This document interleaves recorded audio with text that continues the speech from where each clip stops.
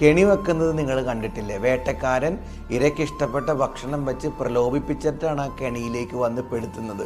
ഇതുപോലെ ഈ ഭൂമിയിലൊരു വേട്ടക്കാരനുള്ളത് പിശാചാണ്. അവൻ നമുക്കിഷ്ടപ്പെട്ട കാര്യങ്ങൾ വെച്ചിട്ട്, നമ്മുടെ ബലഹീനതകളെ വെച്ചിട്ട്, നമ്മുടെ വീക്ക്നെസ്സുകൾ വെച്ചിട്ട് അവൻ നമ്മളെ കെണിയിൽപ്പെടുത്തും. ശ്രദ്ധിക്കണം, ആ കെണിയിൽപ്പെടുത്തി നമ്മുടെ ആത്മാവ് നഷ്ടപ്പെട്ടു പോകാനായിട്ട് ഇടയാകരുത്.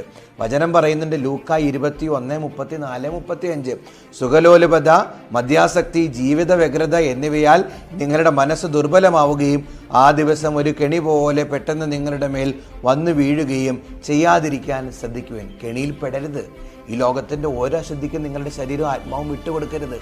ഒരു മദ്യവും ഒരു ലഹരിയും നിങ്ങളുടെ ജീവിതത്തെയോ നിങ്ങളുടെ ശരീരത്തെയോ ആത്മാവിനെ ഒന്നും കീഴ്പ്പെടുത്തരുത്.